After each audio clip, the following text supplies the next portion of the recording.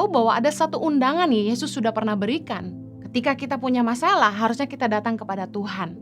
Yohanes 11 ayat 1 bilang, "Janganlah gelisah hatimu, percayalah kepada Allah, percayalah juga kepadaku." Lagi-lagi Yesus berkata, ketika hati kita gelisah, kita harus belajar mempercayai Allah dengan masalah kita.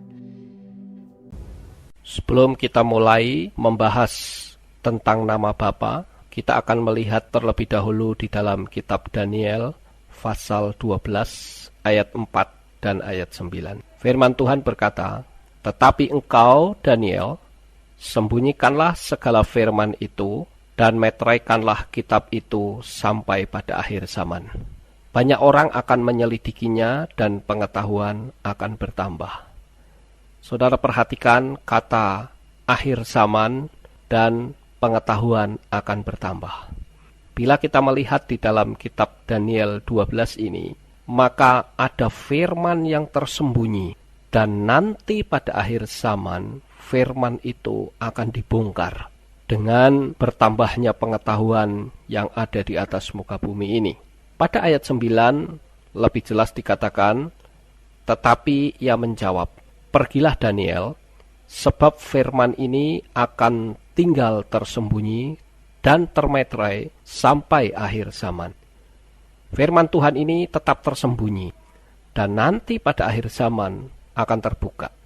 Kita melihat di dalam kitab Kisah Rasul pasal 3 ayat 21 berkata, "Hamasyah itu harus tinggal di sorga sampai waktu pemulihan segala sesuatu, seperti yang difirmankan Tuhan dengan perantaraan nabi-nabinya yang kudus di zaman dahulu." Jadi kalau kita melihat di dalam kitab Kisah Rasul pasal 3 ayat 21, di sini jelaslah bahwa Hamasyah akan tetap tinggal di sorga sampai terjadi pemulihan segala sesuatu. Termasuk pemulihan tentang nama Bapa yang sudah hilang. Mari kita akan melihat di dalam kitab Yesaya pasal 42 ayat 8 dan Keluaran pasal 3 ayat 15. Firman Tuhan berkata, "Aku ini Tuhan, itulah namaku. Itulah namaku untuk selama-lamanya dan itulah sebutanku untuk turun-temurun." Saudara yang kekasih, Tuhan bukanlah nama. Jadi terjemahan ini sangat keliru sekali. Kalau dikatakan Tuhan itu adalah nama. Tuhan bukanlah nama, tetapi gelar atau jabatan. Sama seperti presiden, wali kota, pendeta, ayah, dosen, hakim, itu adalah gelar. Sedangkan nama, misalnya Eko, itu nama. Yohanes, Rohadi, Teguh, Yanto, itu nama. Dan nama itu tidak akan bisa dirubah. Misalnya saja seseorang yang bernama Eko, apabila ditanya, "What's your name?" orang ini tidak akan berkata, "My name is Wan." Sekalipun untuk orang Jawa, Eko itu memiliki arti satu. Nah, demikian juga dengan nama Tuhan kita yang satu-satunya. Berarti tidak ada yang lain dan tidak bisa diubah. Karena dia sendiri juga tidak pernah menyuruh untuk mengubah namanya. Saya akan ambil satu contoh untuk bisa saudara membedakan antara nama dan gelar. Saat ini kita berada pada pemilu 2004 yang mungkin bisa menjadikan sebuah ilustrasi. Kalau kita melihat orang ini berkata, "Nama saya adalah presiden," tentu hal ini tidak benar. Sebab nama Bapak ini bukan presiden, tetapi Susilo Bambang Yudhoyono. Demikian juga jikalau Bapak ini berkata, "Nama saya presiden," itu juga tidak benar, karena namanya adalah Soeharto. Apabila Bapak ini berkata, "Nama saya presiden," itu pun juga tidak tepat, karena namanya adalah Amin Rais. Ibu ini pun tidak bisa berkata, "Nama saya presiden," karena namanya adalah Megawati Soekarno Putri.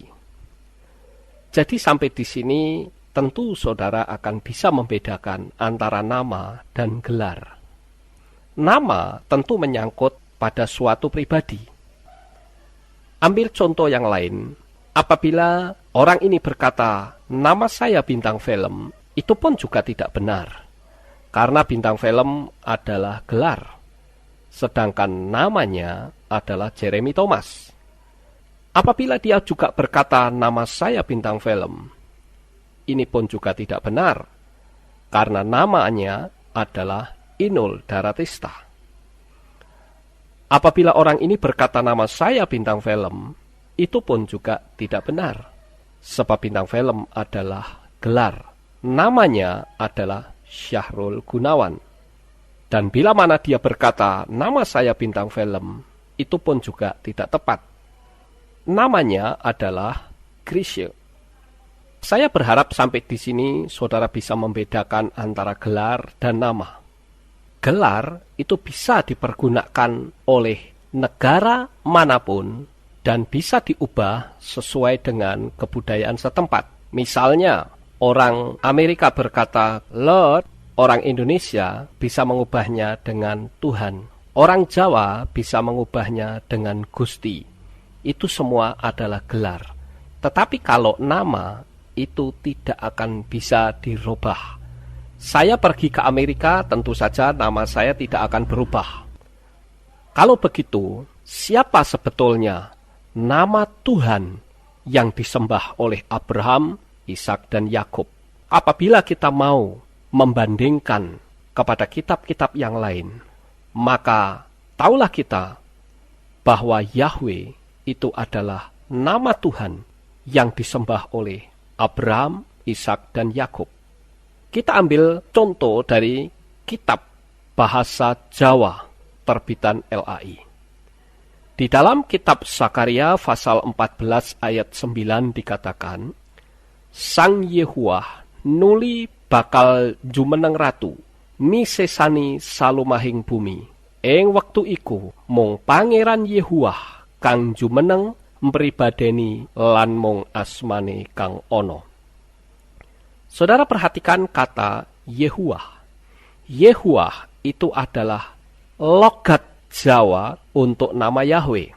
Jadi, Yehuwah itu bukanlah mengganti nama, namun Yahweh untuk logat orang Jawa. Sekarang kita melihat kitab suci berbahasa Mandarin. Kitab Mandarin dikatakan, Yehowa pi chuo jian, ti te wang nare, Yehowa tu iu olte. Yahweh menjadi raja seluruh bumi. Pada hari itu Yahweh adalah satu-satunya. Ini pun diambil dari kitab yang sama, kitab Sakaria 14 ayat 9. Saudara perhatikan kata Yehowa. Yehowa itu adalah logat Mandarin untuk nama Yahweh. Sekarang kita melihat kitab suci Simalungun. Di dalam kitab suci ini pun ternyata nama Yahweh tidak hilang.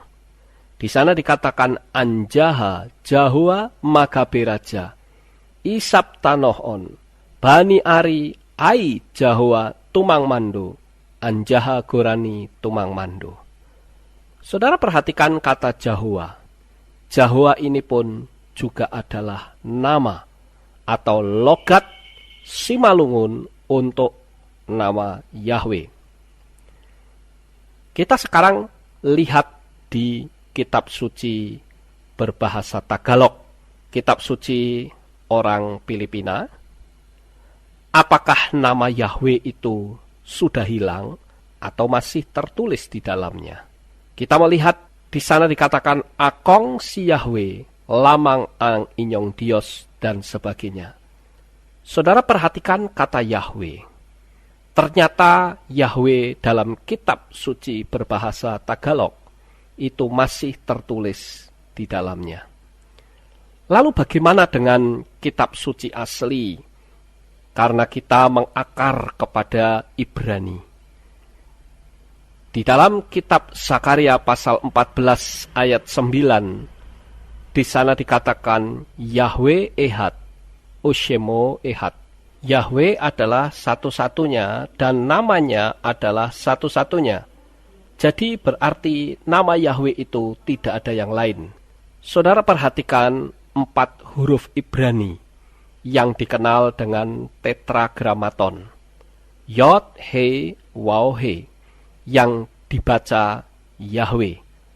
Jadi Yahweh ini sebetulnya adalah nama Bapa yang disembah oleh Abraham, Ishak, dan Yakub.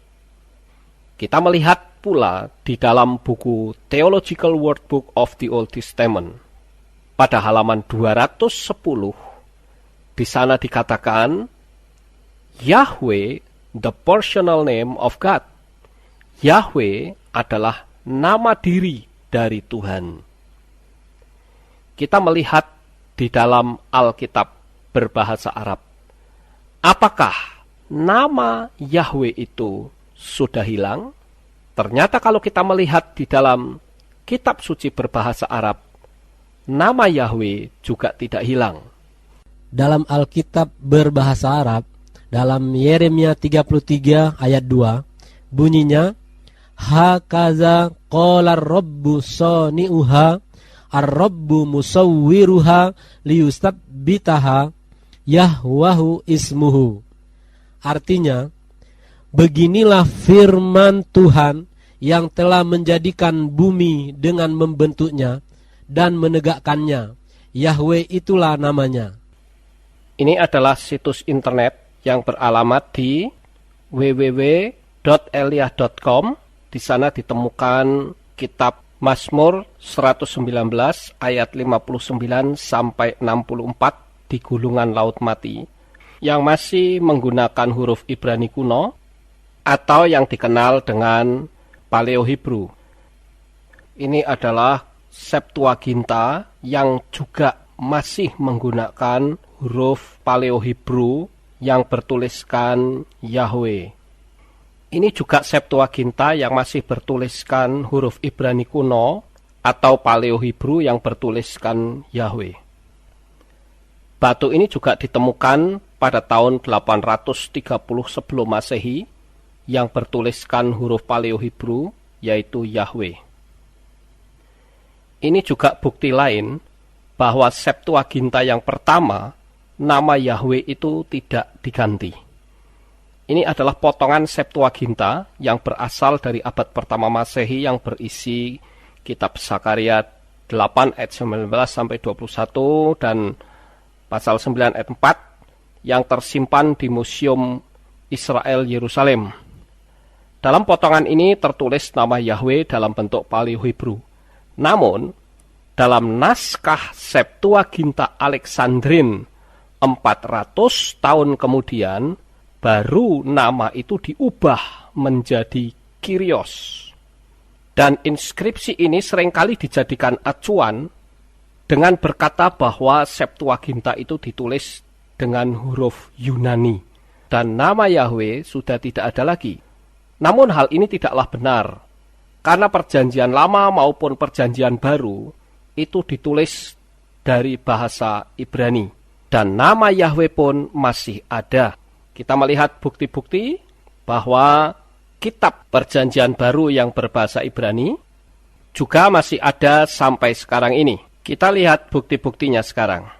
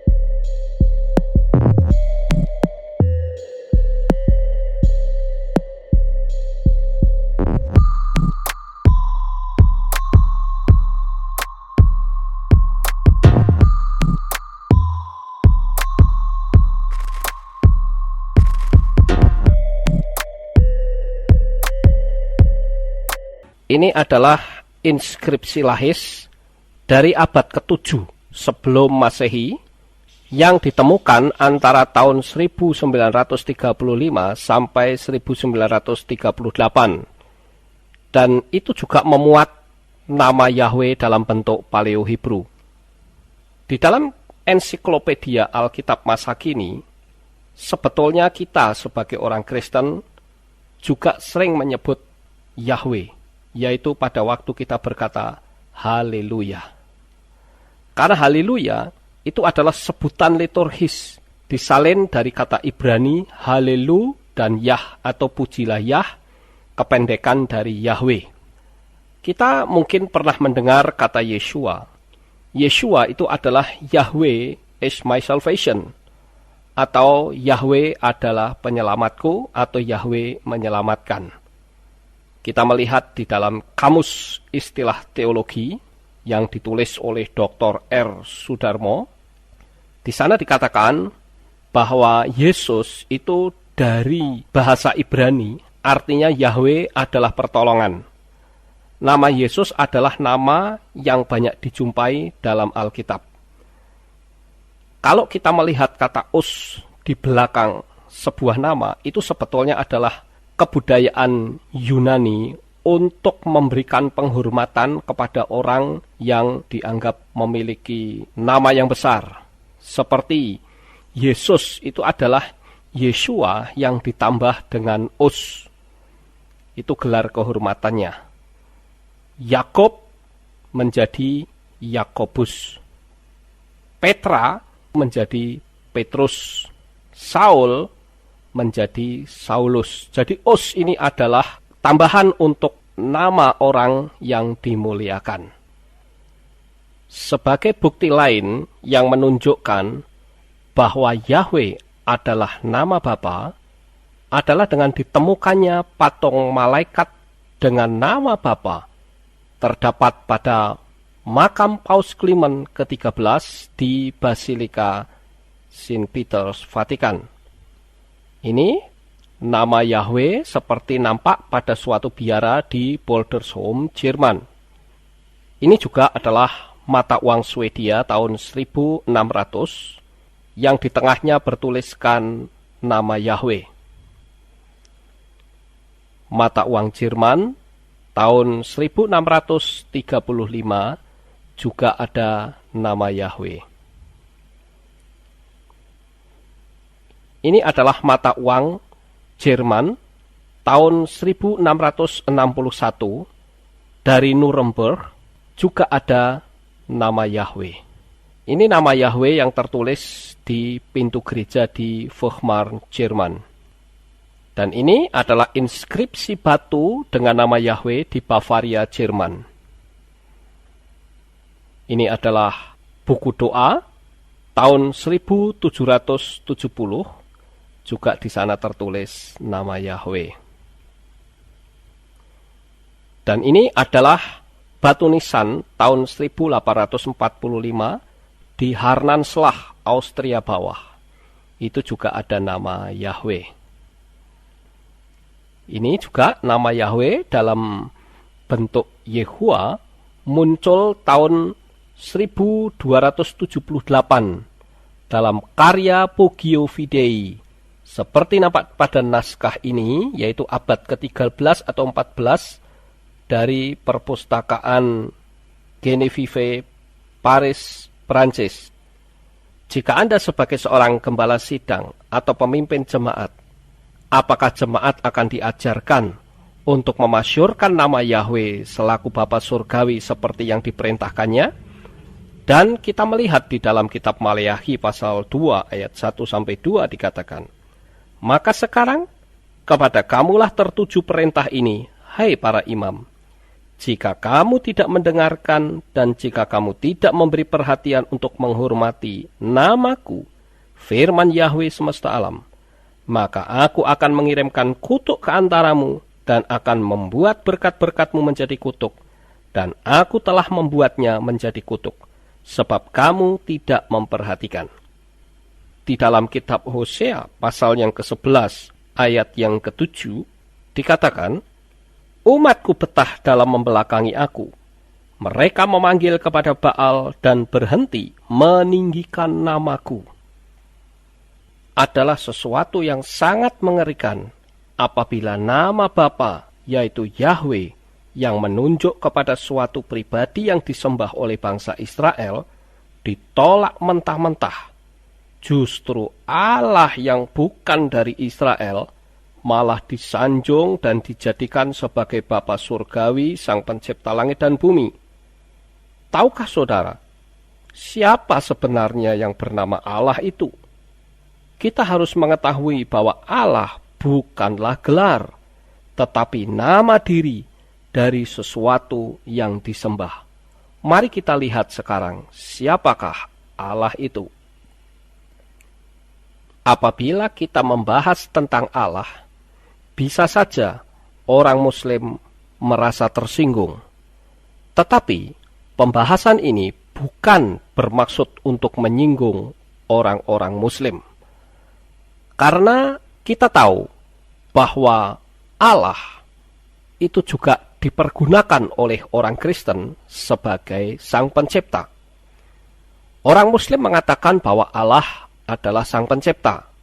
Itu adalah hak daripada orang Muslim.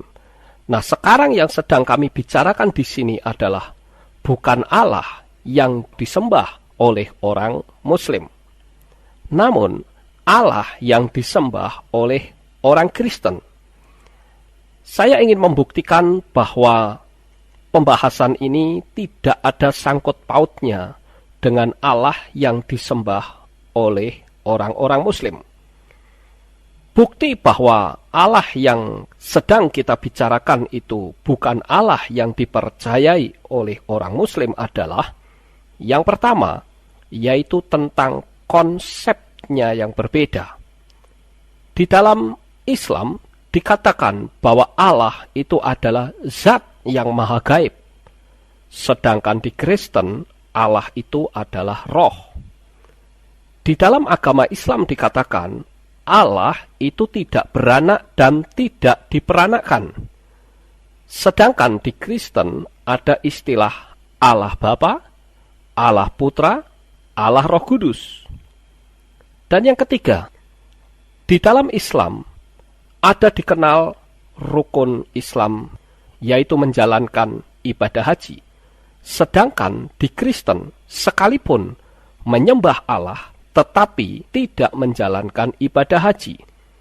Yang keempat, orang Islam mengenal syariat Islam, sedangkan orang Kristen tidak mengenal syariat Kristen. Yang kelima, orang Islam menerima Muhammad sebagai nabinya yang memberitakan Allah sebagai Sang Pencipta. Sedangkan Kristen menerima Yesua sebagai Tuhan dan Juru Selamat. Jadi perbedaan konsep ini harus dicermati, bahwa yang sedang dibicarakan di sini, kami tidak ada sangkut paut apapun dengan Allah yang disembah oleh orang Islam. Untuk itu, harap apabila saudara kaum Muslim mendengarkan hal ini, supaya bisa dibedakan. Oleh sebab itu, apabila Anda tidak setuju kalau kami membahas tentang Allah, memang lebih baik apabila semua orang Kristen dilarang untuk menyebut kata Allah, sehingga tidak akan menyinggung dan terjadi kesalahpahaman. Orang Muslim mengatakan Allah adalah pencipta, dan Kristen juga berkata bahwa Allah adalah pencipta. Sedangkan konsep tentang Allah itu sendiri berbeda. Ini kan sesuatu yang aneh. Jadi kalau begitu, bila orang Kristen tetap ngotot dengan berkata bahwa Allah yang disembah orang Kristen dan Islam itu sama, kenapa orang Kristen tidak mau menjalankan syariat Islam dan aturan-aturan yang tertulis di Al-Quran? Padahal Allah itu bukan dari akar Ibrani, tetapi Arab. Dan orang Kristen memakai kata Allah dengan menarik masuk ke akar Ibrani. Ini kan sesuatu yang sangat janggal sekali. Oleh sebab itu, saya sangat setuju sekali bila orang Islam tidak memperkenankan orang Kristen menyebut kata Allah seperti artikel yang pernah dimuat di Jawa Pos pada hari Minggu Pahing tanggal 23 September tahun 2001. Ada artikel yang berjudul Tuhan Kepercayaan yang ditulis oleh Dr. Kausar Azhari Nur. Beliau adalah pengajar pada program Pascasarjana IAIN Syarif Hidayatullah Jakarta. Di dalam artikel tersebut dikatakan, seorang ulama marah besar ketika membaca bagian sebuah buku yang memuat pandangan bahwa Tuhan adalah satu, tetapi disebut dengan banyak nama seperti Yahweh, God, Allah, Brahma, dan Tao. Ulama tersebut marah karena pandangan pluralis itu merusak akidah Islam dan dengan demikian berbahaya bagi umat Islam. Baginya, paham tersebut adalah pelecehan terhadap Islam. Karena itu menurut dia, faham yang dianggapnya sesat tersebut tidak boleh dibiarkan berkembang. Bagi sang ulama, Allah adalah satu-satunya Tuhan yang sebenarnya. Yahweh, Brahma, dan Tao bukanlah Tuhan yang sebenarnya, tetapi adalah Tuhan palsu, Tuhan buatan manusia. Baginya, Tuhan yang dipercayai dan disembah umat Islam berbeda dengan Tuhan yang dipercayai dan disembah umat Yahudi, Kristen, Hindu, dan Taois, dan seterusnya. Demikian pula dengan artikel yang tertulis pada majalah Sabili pada nomor 14 tanggal 30 Januari tahun 2004. Artikel tersebut menulis tentang Allah dan Elohim. Pada artikel tersebut dikatakan, siapakah Allah? Secara etimologi, kata Allah atau dalam bahasa Arab terdiri dari huruf alif, lam, dan ha dengan tasidid sebagai tanda idgham lam pertama pada lam kedua. Kata Allah adalah gairu musitak atau tidak ada asal katanya dan bukan pecahan dari kata lain. Karena kata ini tidak bisa diubah menjadi bentuk tatsniyah atau ganda dan jamak atau plural. Pada bagian lain dikatakan, karena itulah maka kata Allah tidak boleh diterjemahkan ke dalam bahasa apapun. Maka terjemahan Allah menjadi God bahasa Inggris atau Tuhan Indonesia adalah tindakan yang batil. Padahal kalau kita melihat apabila orang Kristen dari luar negeri berkhotbah dengan menggunakan bahasa Inggris, apabila orang tersebut berkata God, selalu oleh orang Kristen diterjemahkan dengan kata Allah. Dan hal ini memang tidak benar. Karena Allah adalah nama diri. Sedangkan God itu adalah generic name atau gelar. Sekarang kita melihat koran Malaysia, yaitu berita harian yang terbit tanggal 12 April tahun 2001. Ada sebuah artikel dengan judul Buku Agama Bukan Islam Guna Allah Akan Dirampas. Kita baca artikel tersebut. Kucing. Rabu, Unit Penapisan Film dan Kawatan Penerbitan Kementerian Dalam Negeri Cawangan Sarawak meminta penjual buku di negeri ini menghentikan serta-merta penjualan buku bukan Islam yang didapati menggunakan perkataan Allah bagi menggantikan perkataan Tuhan. Ini karena penerbitan dan pengedaran berleluasa buku-buku seumpama itu boleh mengelirukan sekaligus menyebabkan berlakunya salah paham di antar umat Islam dengan penganut agama lain di negeri ini. Nah, saudara, kalau kita melihat bahwa artikel ini membuktikan bahwa di Malaysia itu tidak diizinkan buku Kristen menggunakan kata Allah. Karena memang itu tidak benar dan bisa membuat kesalahpahaman. Sekarang kita akan melihat buku pintar tentang Islam yang ditulis oleh Syamsul Rizal Hamid, terbitan Pustaka Amani Jakarta. Di dalamnya terdapat kata Allah, Asmaul Husna, dan sifat-sifatnya. Allah adalah Tuhan pencipta alam semesta ini. Banyak bangsa di zaman kuno telah mengenal Tuhan pencipta alam semesta, tetapi dengan nama berbeda-beda. Bangsa Yunani mengenal dengan nama Zeus, bangsa Romawi dengan nama Jupiter, bangsa Yahudi dengan nama Yahweh, bangsa Persia dengan nama Mazda, dan bangsa Arab sejak sebelum datangnya Islam pada abad ke-7 mengenalnya dengan nama Allah. Sekarang kita melihat ensiklopedia Islam yang dikarang oleh Cyril Glaze dengan kata pengantar oleh Profesor Huston Smith. Apa kata ensiklopedia ini? Dikatakan bahwa kata Allah merupakan sebuah nama yang pantas dan tepat untuk Tuhan. Perhatikan kata nama.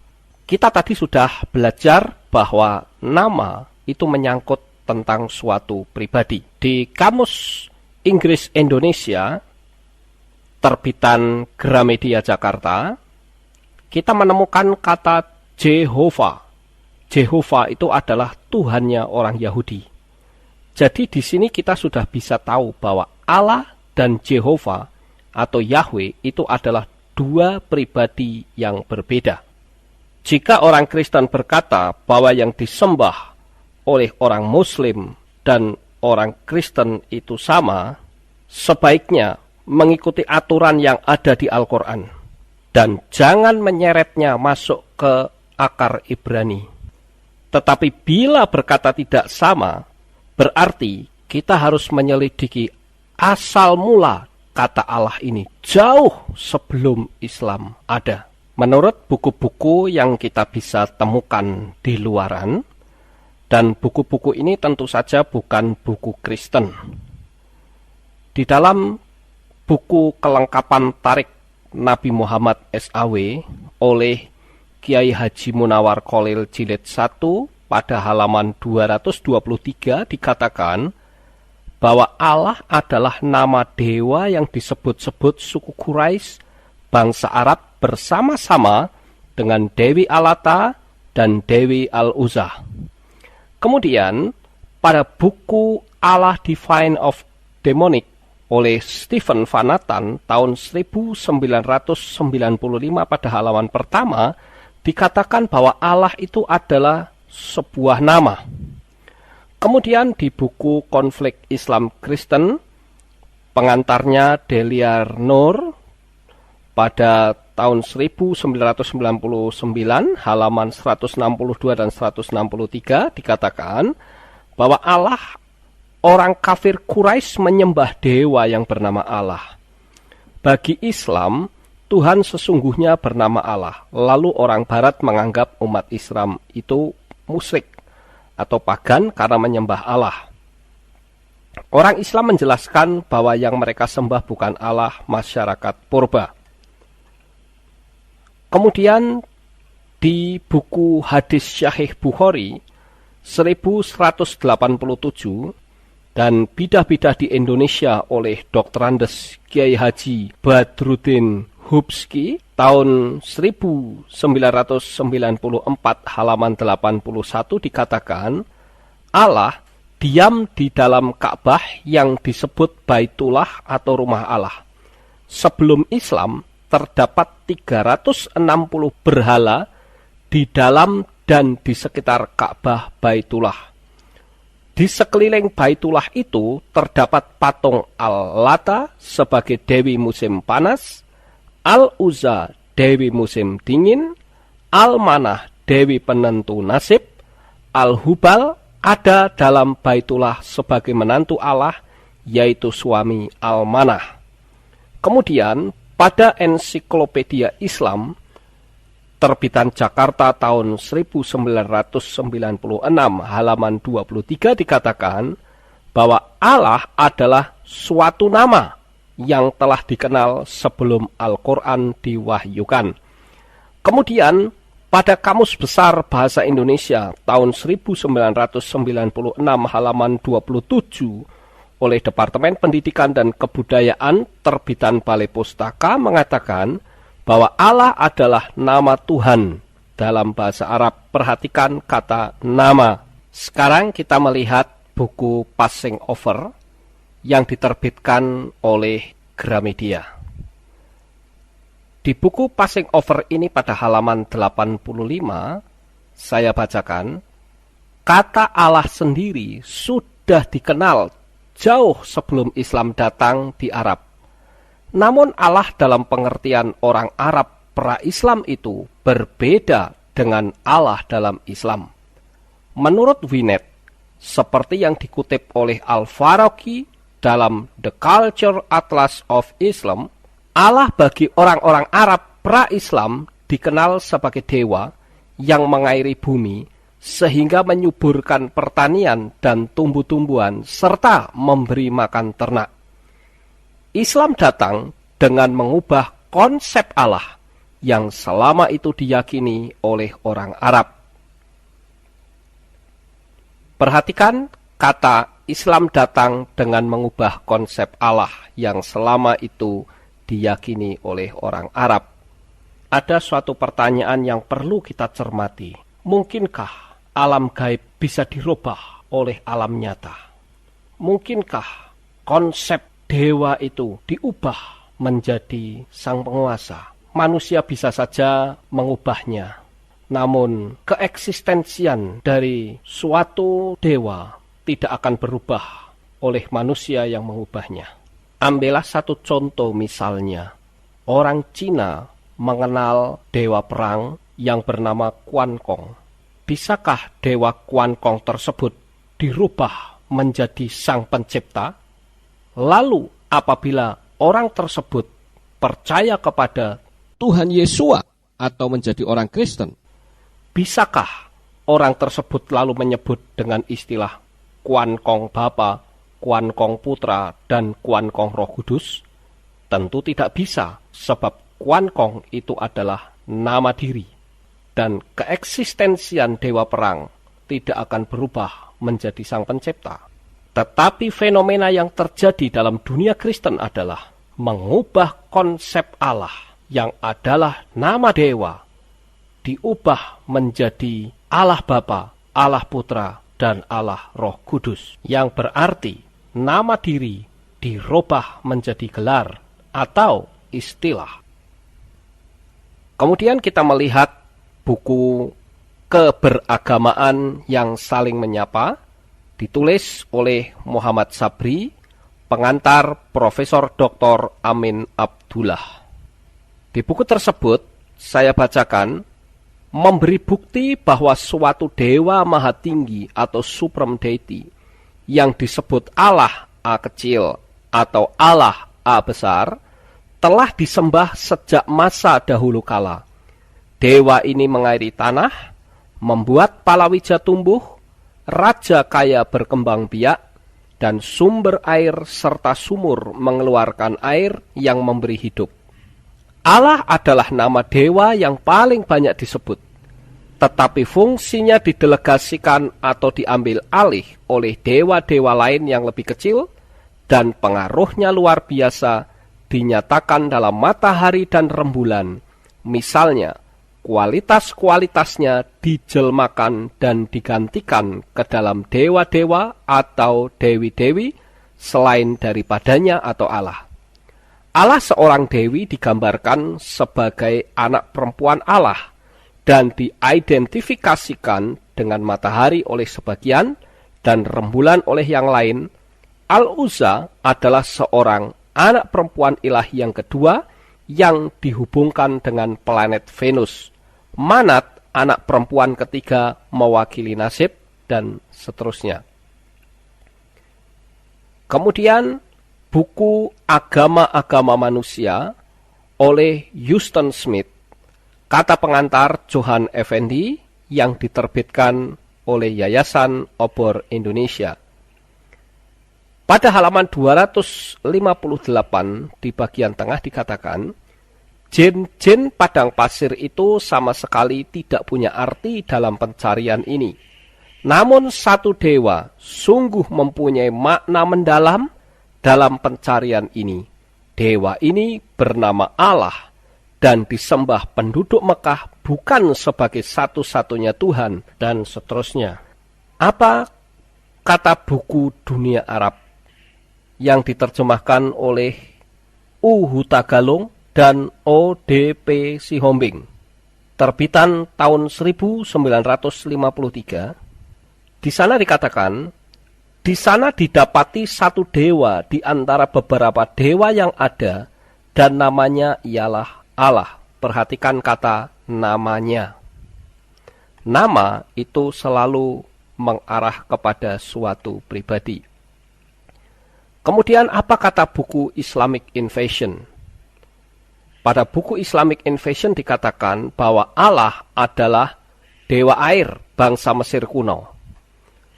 Saudara mungkin masih ingat lagu Kumbayah My Lord yang pernah dinyanyikan bahkan sampai ke mimbar gereja. Sekarang lagu ini tidak nampak kedengaran lagi, oleh karena setelah diselidiki akhirnya ketahuan bahwa Kumbayah itu adalah nama dewa orang Afrika. Tetapi kenapa dewa yang bernama Allah masih kita puji dengan alasan kontekstual? Ini adalah sesuatu yang sangat aneh sekali. Sekarang mari kita melihat apa pendapat Peter Wagner tentang Allah. Peter Wagner ini adalah seorang konselor dari Wagner Leadership Institute di Colorado Springs. Peter Wagner ini juga adalah seorang penulis buku, sama terkenalnya dengan Bapak Kenneth Hagin. Dan kita melihat di sebuah artikel di majalah Church Grow terbitan tahun 2002 yang diterbitkan oleh Yoido Full Gospel Church Korea. Pada artikelnya yang berjudul Who is Allah? Pada halaman 17, kita melihat terjemahannya, saudara-saudara. Sejak tanggal 11 September, ini mengacu tentu saja kepada WTC, nama Allah muncul di media nasional kami hari demi hari. Siapakah Allah itu? Kita juga harus waspada bahwa Allah itu bukanlah mediator antara Tuhan dan umat manusia. Tuhan tidak mendirikan kelipatan jalan menuju ke sorga. Dia telah kirimkan putranya supaya setiap orang yang percaya kepadanya tidak binasa, melainkan mendapat kehidupan yang kekal. Lihat Yohanes 3 ayat 16. Itu yang tidak percaya dalam Yesua, termasuk yang menyembah Allah, ditentukan untuk menghabiskan waktunya di neraka yang kekal. Mereka berada di jalan yang salah. Jangan membuat kesalahan tentang hal ini. Allah bukanlah pencipta. Dia adalah ciptaan. Laporan arkeologi menunjukkan bahwa dia adalah salah satu dari 360 dewa. Semuanya adalah roh-roh setan yang disembah oleh suku-suku yang berbeda dari Arab jauh sebelum Muhammad ada. Lalu apa kata Mr. Syabir Ali tentang Allah? Apabila kita melihat bukunya yang berjudul Yahweh, Jehovah, or Allah, maka pada buku tersebut dinyatakan bahwa Yahweh atau Jehovah bukanlah Tuhan pencipta langit dan bumi. Nah, ini hak mereka untuk berkata seperti itu. Dia bahkan lebih lanjut berkata Tuhan sesungguhnya pencipta langit dan bumi bernama Allah. Nah, apabila Mr. Syabir Ali berbicara bahwa Yahweh itu bukan pencipta, kita tidak perlu tersinggung. Kita justru mencermati bahwa di sini membuktikan bahwa Yahweh dan Allah itu sangatlah berbeda, atau dua pribadi yang berbeda. Nah, sekarang kita melihat bukti-bukti arkeologi yang sudah pernah dibongkar. Pada tahun 1950 di Hazor, di tanah Kanaan dekat perbatasan Libanon, telah ditemukan 2 patung manusia, duduk di atas tahta dengan lukisan bulan sabit tergores di dadanya. Sedang inskripsi-inskripsi yang terdapat di dekat patung tersebut menjelaskan bahwa semuanya itu adalah dewa bulan. Di daerah lain di Arab Utara pada abad 19, dikumpulkan ribuan inskripsi dan relief-relief yang semuanya menunjukkan adanya penyembahan kepada anak-anak Allah, yaitu Al-Uzza, Al-Mana, bersama-sama dengan Allah yaitu dewa bulan, yang digoreskan dalam lukisan sebagai bulan sabit.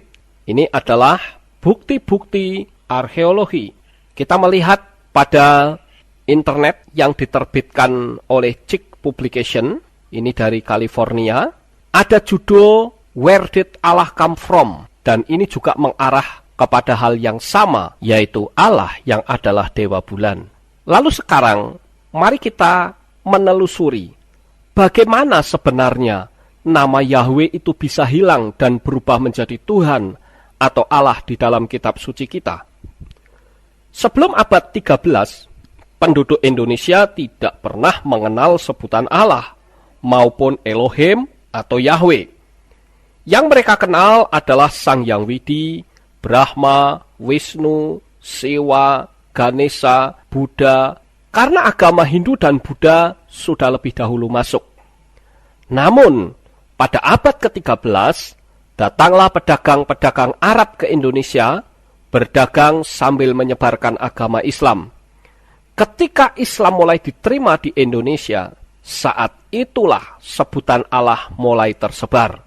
Dan pada abad ke-15 sampai 18, barulah masuk penginjil-penginjil dari Jerman. Jadi sudah kurang lebih 200 tahun kata Allah atau nama pribadi yang bernama Allah ini berkuasa di Indonesia. Dan pada abad ke-15 sampai 18, muncullah penginjil-penginjil dari Jerman. Joseph Kemp ke Maluku, Riddle dan Squires ke Minahasa, Valentin ke Sangir Talaut, Deninger ke Pulau Nias, Nommensen ke daerah Tapanuli. Mereka datang membawa kitab suci berbahasa Jerman, dan kata Elohim sudah diterjemahkan menjadi God. Tetapi karena kata God ini tidak dikenal di Indonesia, maka perlu diterjemahkan ke dalam kata yang bisa dimengerti oleh masyarakat luas pada zaman itu, yang mengandung arti yang disembah atau sesembahan.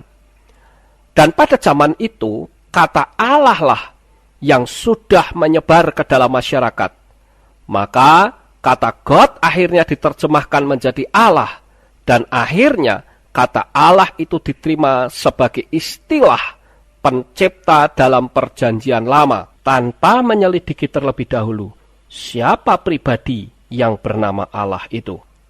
Sehingga orang Kristen akhirnya menganggap bahwa Allah yang disembah oleh orang Muslim dan Kristen itu sama. Hanya bedanya Orang Kristen melalui Yesua, sedangkan orang Islam itu langsung. tanpa Yesua. Dan disinilah terjadi suatu kerancuan yang sangat luar biasa. Ini adalah mukadimah dari tim penyalin kitab suci berbahasa Melayu bagi tanah Hindia Belanda dan semenanjung tanah Melayu. Di dalam mukadimah ini membuktikan bahwa tim penyalin pada waktu itu atau komite penyalin mengalami suatu kesukaran untuk menerjemahkannya. Jadi, tim penyalin kitab suci pada waktu itu meminta kepada semua pembaca untuk memberikan masukan. Namun demikian, pada masa itu belum banyak orang Kristen yang pandai seperti sekarang ini, sehingga tidak ada satu masukan pun yang bisa mengubahkan terjemahan yang sukar itu. Nah, sekarang kita melihat apa yang ditulis di mukadimah ini. Oleh sebab itu juga diminta kepada pembaca yang insyaf akan mengingatkan segala tuntutan terjemahan yang sukar itu. Tahun 1930, suatu komite penyalin di Sukabumi yang sedang mengerjakan salinan baharu itu di bawah pimpinan D.S. W.A. Bode, bekas pendeta dan teologia, dosen NS di Minahasa, dibantu oleh A.W. Keiluhu dari Ambon, dan berganti-ganti 2 orang asisten Melayu Jati dari Tanah Melayu bersama-sama dengan Profesor Dr. Krimer. Nah, sekarang saudara perhatikan kata 2 orang asisten Melayu Jati dari Tanah Melayu. Siapakah 2 orang ini? Ternyata orang ini bukanlah ahli teologia, namun hanya ahli bahasa saja. Oleh sebab itulah, maka untuk mengadakan pendekatan agama melalui lintas budaya, maka kata Allah itu dimasukkan ke dalamnya tanpa menyelidiki terlebih dahulu siapa pribadi yang bernama Allah itu.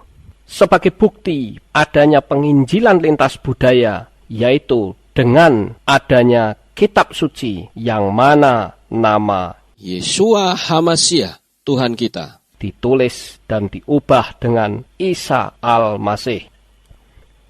Sekarang kita sudah mengetahui bahwa Yahweh adalah suatu pribadi. Demikian juga Allah adalah suatu pribadi. Namun demikian, ada seorang yang berusaha dengan keras untuk mempertahankan kata Allah tetap tinggal di dalam kitab suci orang Kristen. Dengan bermacam-macam cara dia berkata bahwa Allah itu adalah kognit dengan Eloah, Elohim dalam bahasa Ibrani, dan Elah bahasa Aram, serta Allah bahasa Syria. Apakah hal ini benar?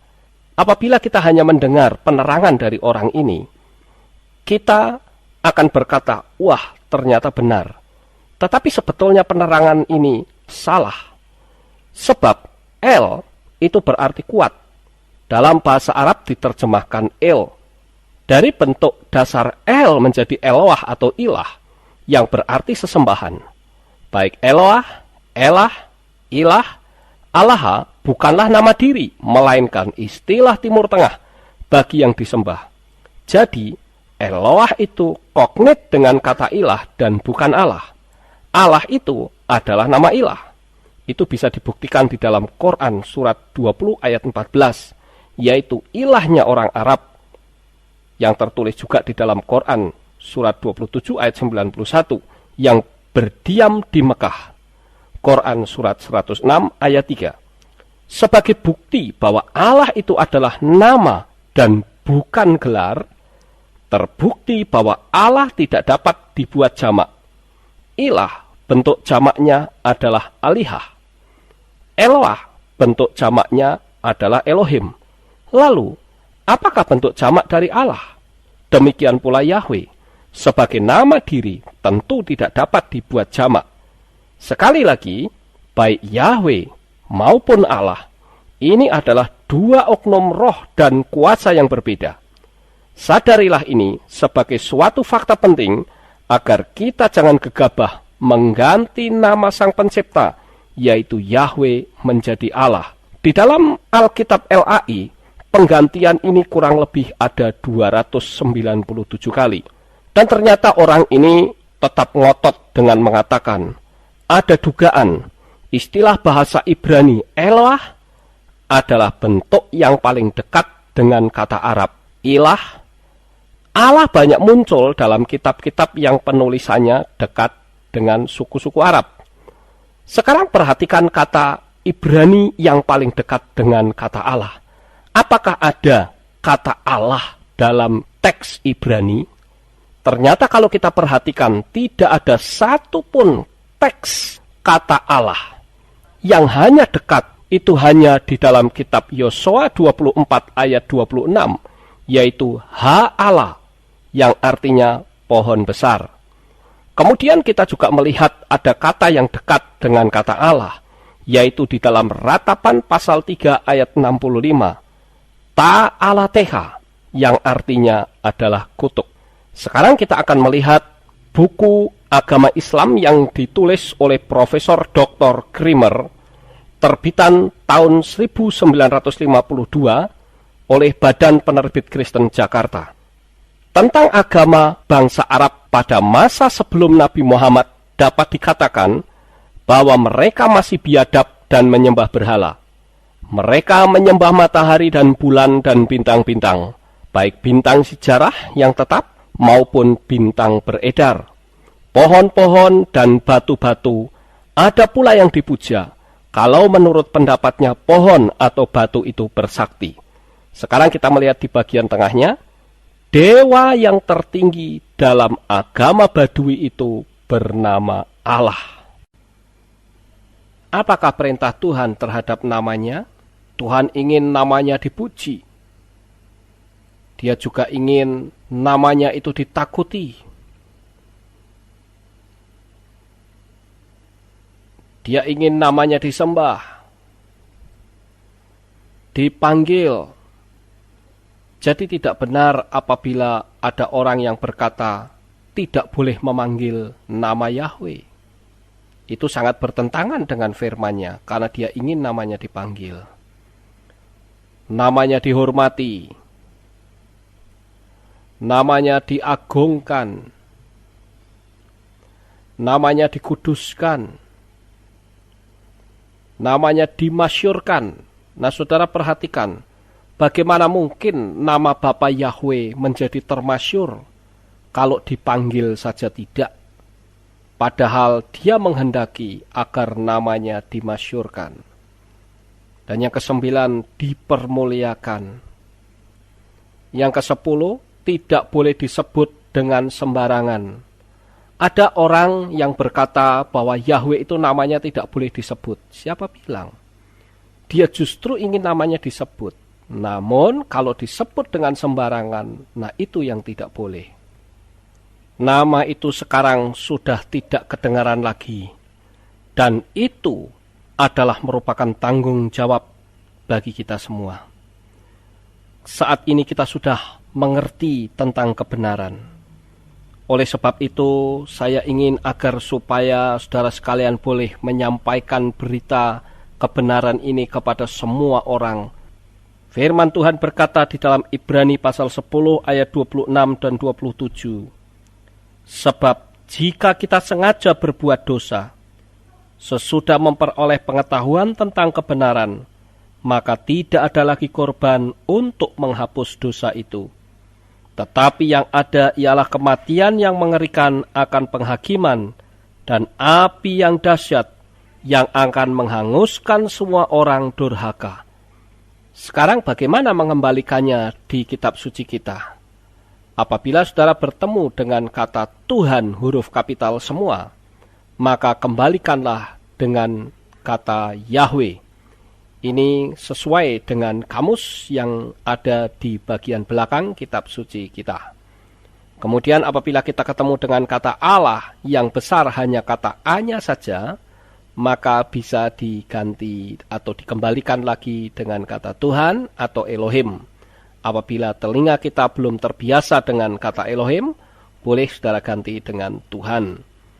Lalu apabila saudara ketemu dengan kata Allah tetapi huruf kecil semua, maka kembalikan dengan kata ilah.